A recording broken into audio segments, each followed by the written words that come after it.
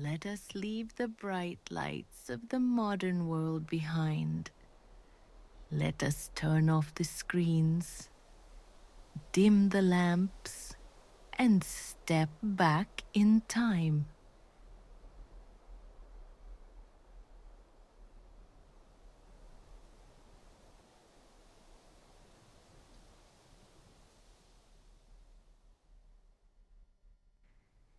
We are traveling to the year 1350. We are standing in a small village in the heart of Europe. Maybe it is England, maybe France. It doesn't matter. The rhythm is the same everywhere.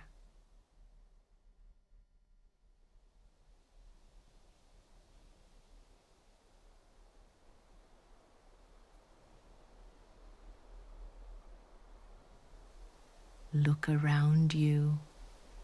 The sun has just dipped below the horizon. The sky is a painting of deep purple and bruised orange. But look at the ground. Shadows are stretching out longer and longer until they swallow the paths, the fences, and the fields.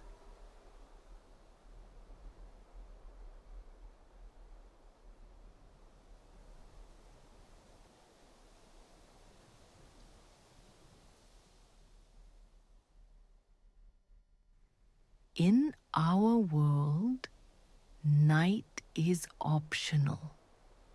We can flip a switch and push the darkness away.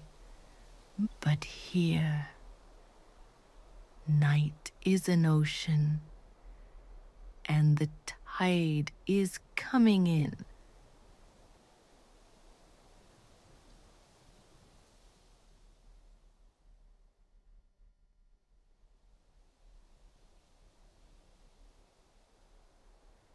Listen. Ding, ding, ding. That is the church bell. It is ringing the curfew. The word comes from the French couvre-feu, cover the fire.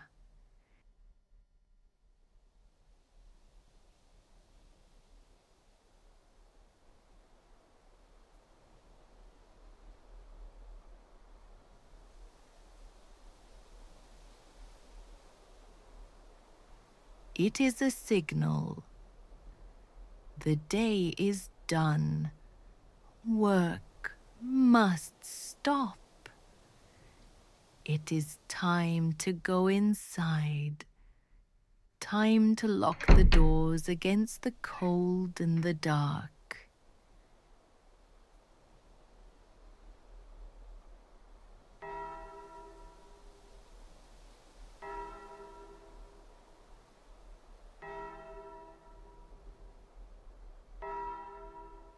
Imagine you are a villager here.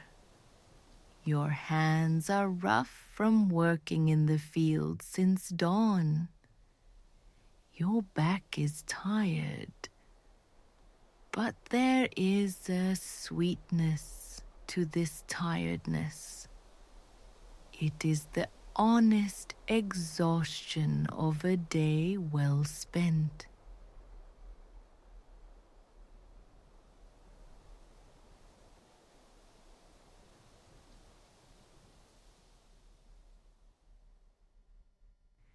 You walk toward your cottage. It is a small house made of timber and wattle, with a thick thatched roof that smells of dried straw and rain. Inside, there is only one room, and in the center of that room is the hearth. The heart of the home.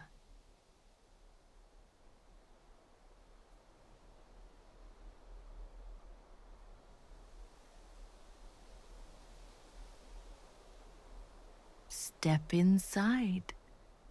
The air here is warm. It smells of wood smoke, of roasted root vegetables, and of drying herbs hanging from the rafters. Sage, lavender, rosemary.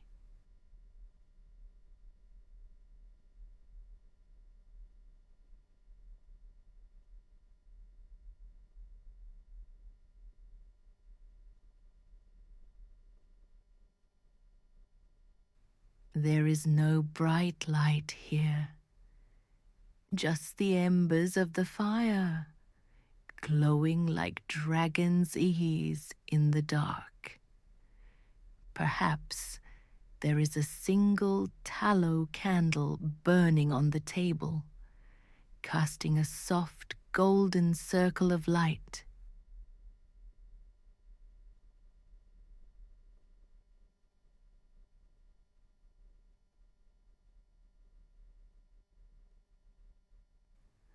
Watch the flame dance. It is the only television you have. It is mesmerizing.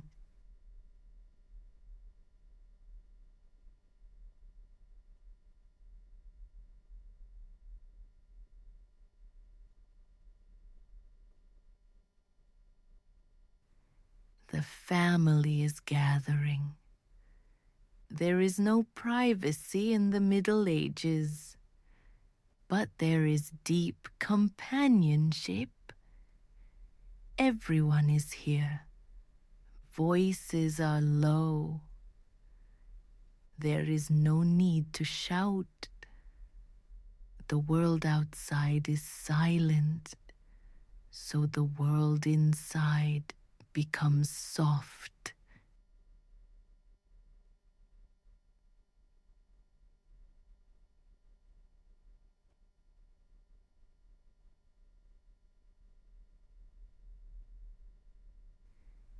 You sit on a wooden bench, taking off your heavy leather boots. The relief is instant.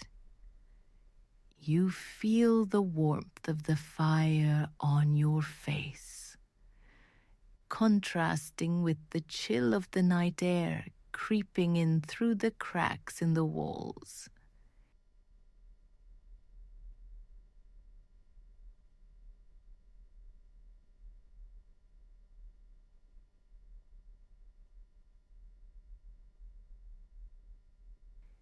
It is barely 8 p.m. by modern time. But here, it is bedtime. The birds have stopped singing. The chickens are roosting. And so must you.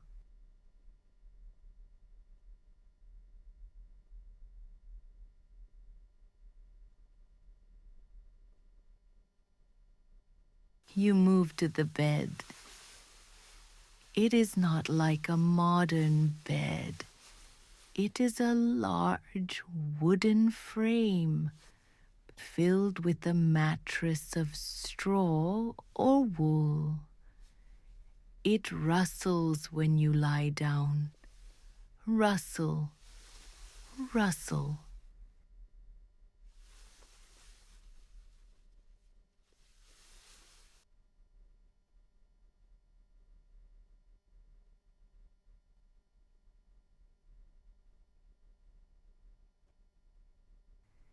It is firm, but it holds you. You pull the heavy wool blanket up to your chin. It is coarse, heavy, and incredibly warm. The weight of the blanket feels like a hug. It grounds you.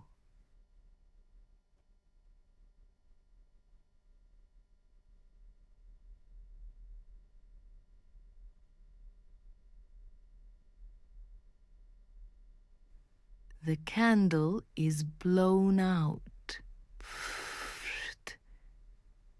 Now, there is only darkness. Real, absolute darkness.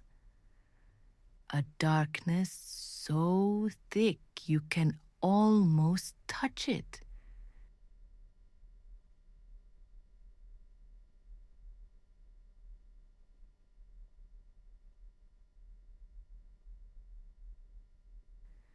But you are not afraid. You are safe in your home. You close your eyes because you have worked hard physically all day. Sleep does not wait. It comes like a heavy wave.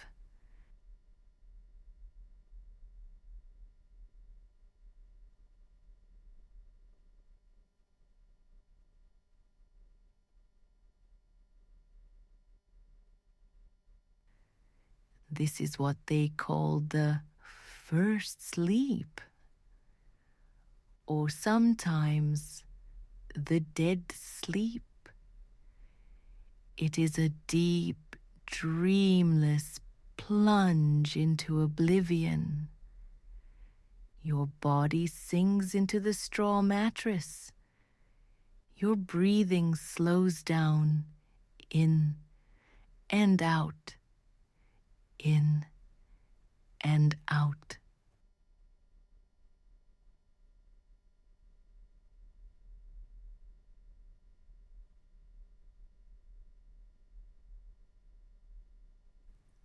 The fire pops quietly one last time. The village is asleep. The world has stopped turning.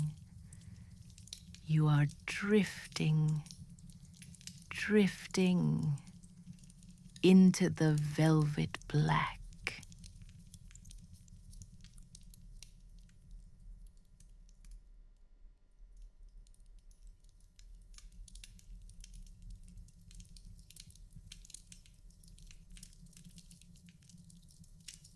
Hours pass. The moon climbs high into the sky. Its silver light filters through the cracks in the wooden shutters, painting thin lines of light across the floor.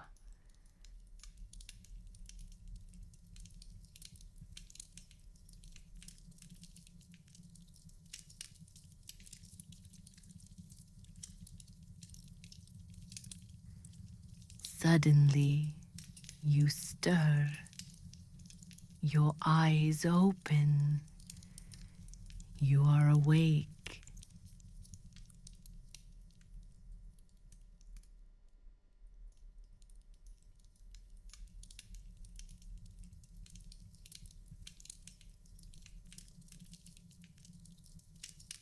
In the modern world, this is the moment of panic. You might reach for a phone. You might check the time. You might calculate how many hours you have left before the alarm screams. But here, in the year 1350, there is no alarm. There is no panic.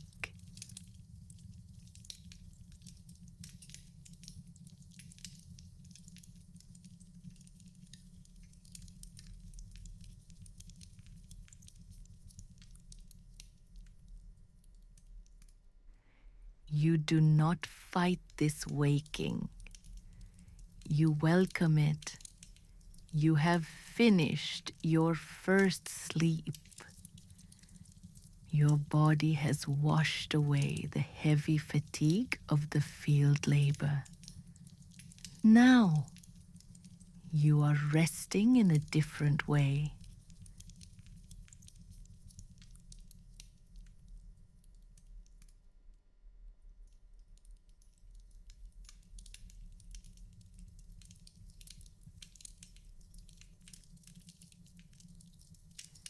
This is the time known as the watch, or in Old French, Dorveille. It means wake sleep, a bridge between the worlds.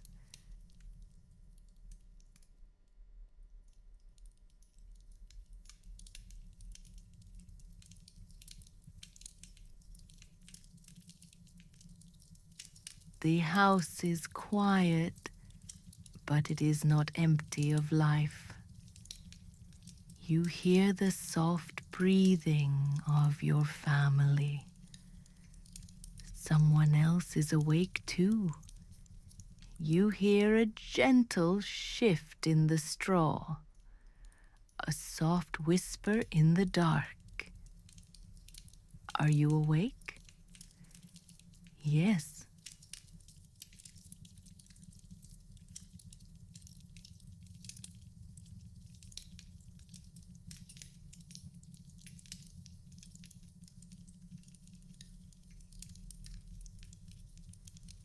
There is a profound intimacy in this hour. No one is rushing. The darkness hides your faces, leaving only voices and spirits.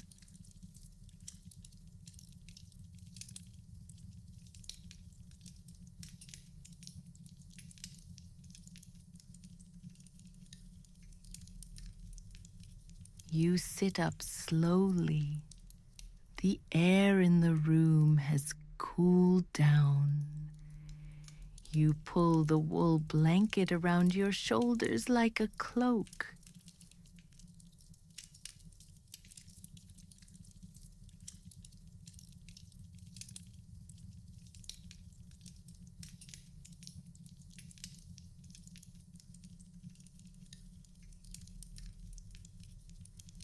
You lean forward toward the hearth. The fire has burned down to dull gray ash, but underneath, the heart is still hot. You take an iron rod and gently stir the ashes. Scrape, scrape.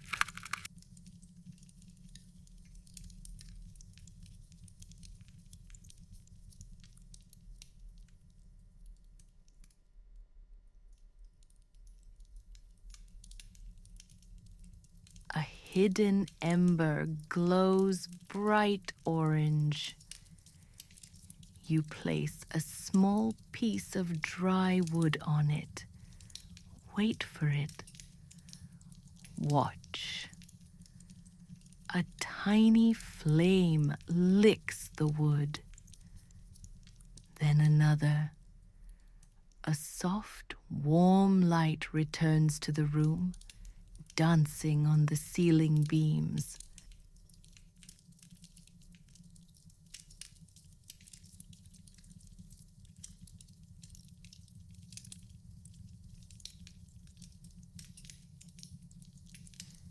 This hour, this Dorveille, was considered sacred. The monks in the abbey down the valley are waking up now too, to sing their midnight prayers. Matins. They believed that at this hour, the veil between the earth and the heavens was thinnest.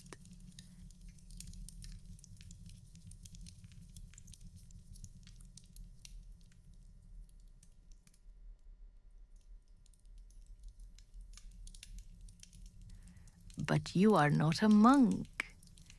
You are a peasant.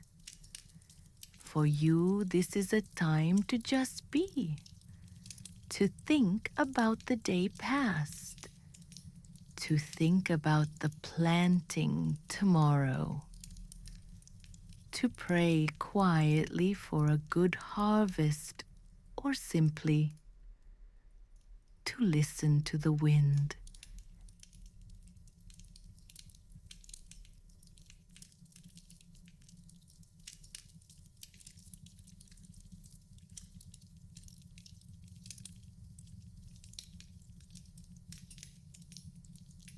There is no distraction, no blue light, no notification sounds, no hum of a refrigerator. Just you, the fire, and the vast, silent night.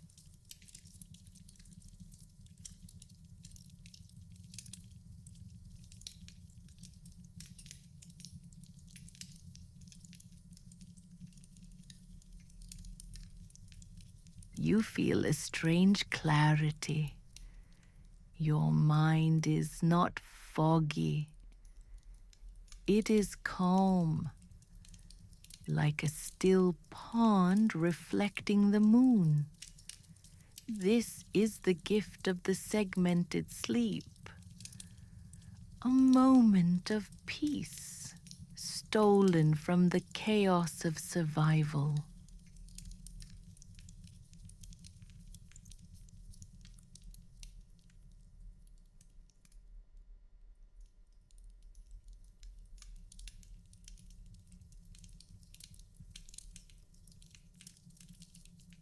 You have been awake for perhaps an hour. You have watched the fire. You have listened to the owl. You have found your center.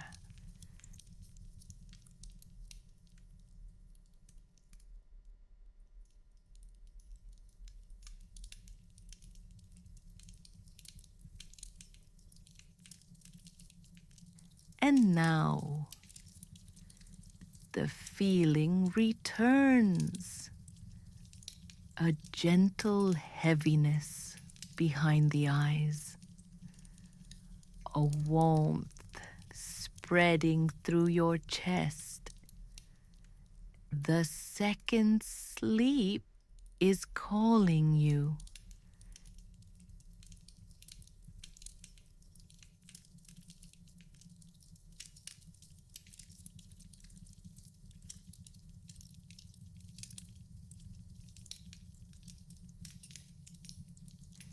This sleep is different from the first.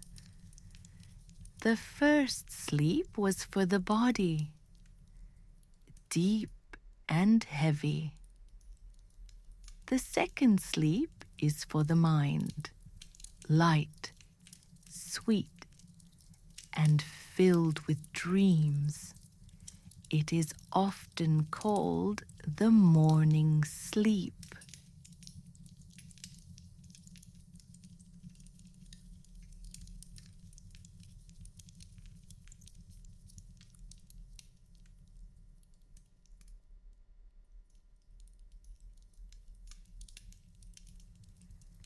The fire has caught the log now. It is burning steadily. You lie back down. The straw mattress welcomes you back. It has held your shape. You pull the heavy blanket up again.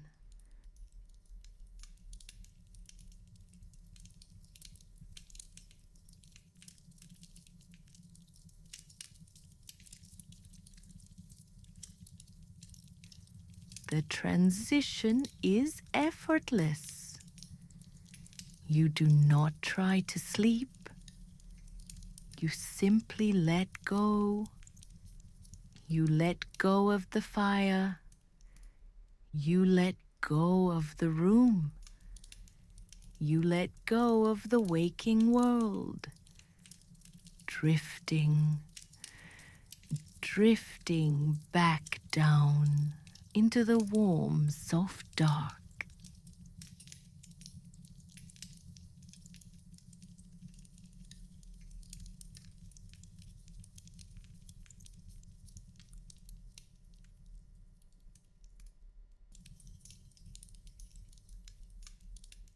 As your body settles back into the warmth of the bed, the walls of the cottage seem to dissolve.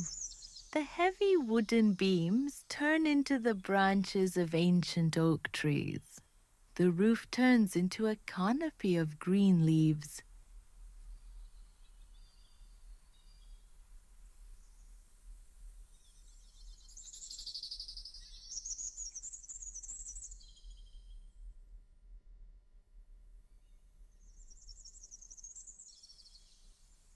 You are drifting into the second sleep, and in this sleep, you are walking, not with tired feet, but with a spirit that is light as a feather.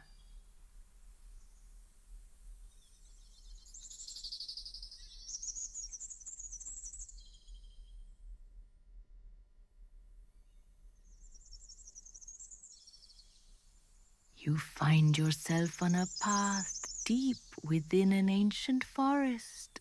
This is not a dark forest. It is a forest filled with the golden light of a perpetual afternoon. The air smells of damp moss, of pine needles warmed by the sun, and of wild strawberries.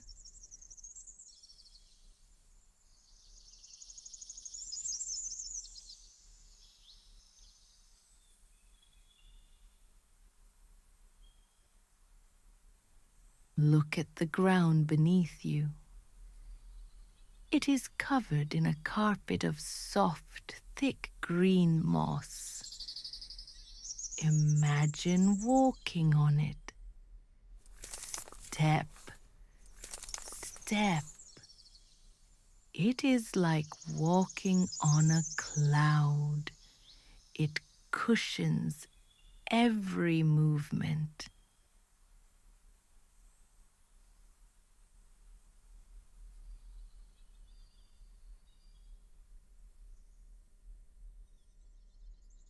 To your left, there is a stream. The water is crystal clear, flowing over smooth grey stones. Listen to it. Burble, splash, flow.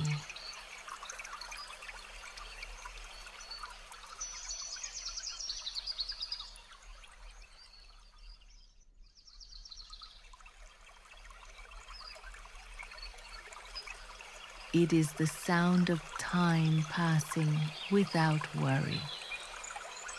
You decide to sit by the edge of the stream. There is a large, flat stone warmed by the sun. It invites you to rest.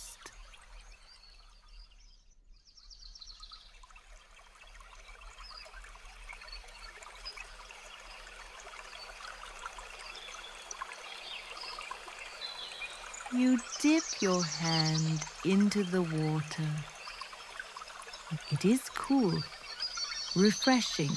Watch the ripples spread out from your fingers, circle after circle, expanding and fading, expanding and fading.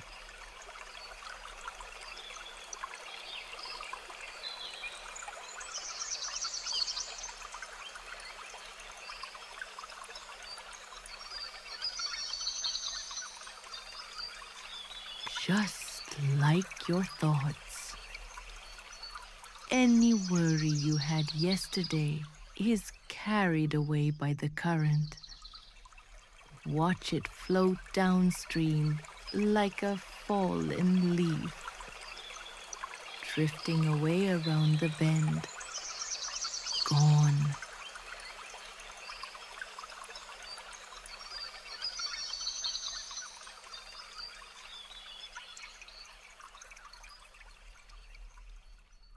You stand up and continue walking deeper into the woods. The trees here are immense.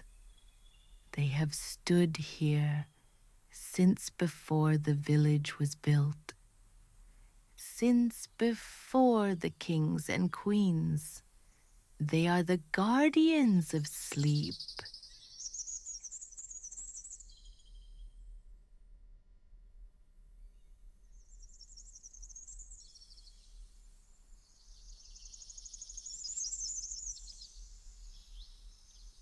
Their bark is rough and textured. Reach out in your mind and touch the bark of a great oak tree. Feel its strength. It is solid, unmoving. It supports you.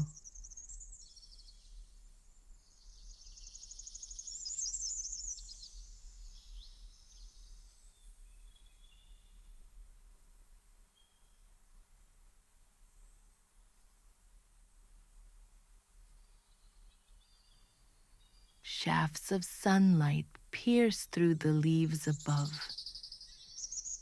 They create dancing patterns on the forest floor.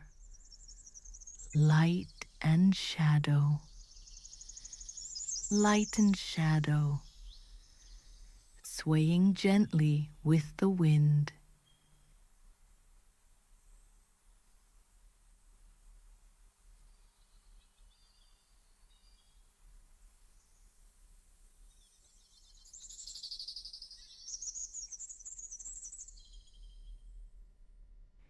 Your eyes follow the movement, left and right.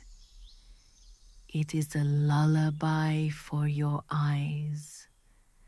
Your eyelids feel heavier with every step, but it is a delicious heaviness, a feeling of total surrender.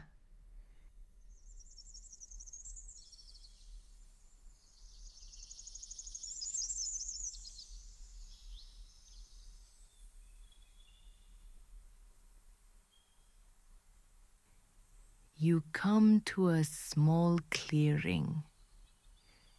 In the center, there is a bed made of soft ferns and clover.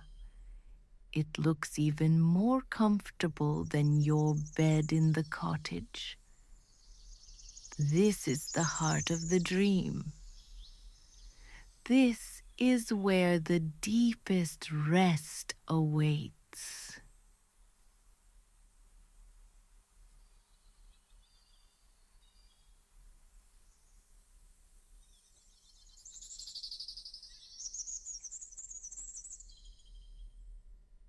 You lie down in the clover. The smell of the earth is sweet. The sky above is a gentle pale blue.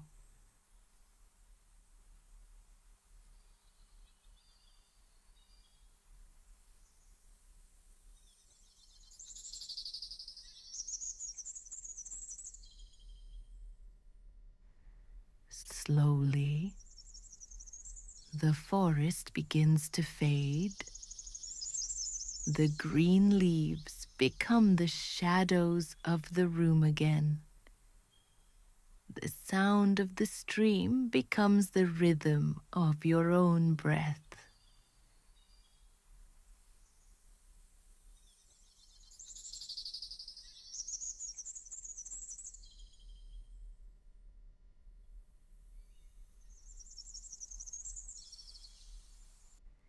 You are back in the cottage, but you have brought the peace of the forest with you.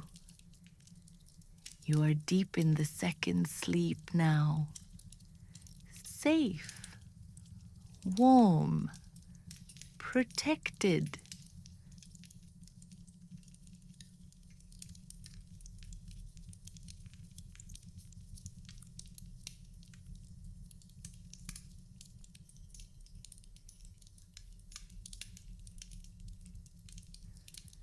The night is long. There is no rush to wake up. The sun is hours away, The village is wrapped in silence. The animals are sleeping in the barn. The birds are sleeping in the trees. The monks in the valley are sleeping.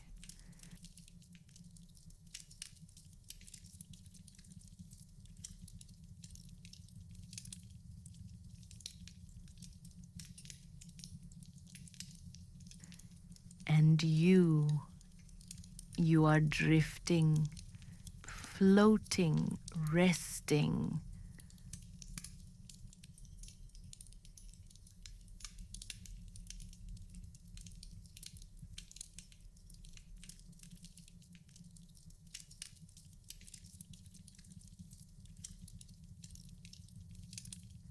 Nothing matters now. Only this moment, only this breath.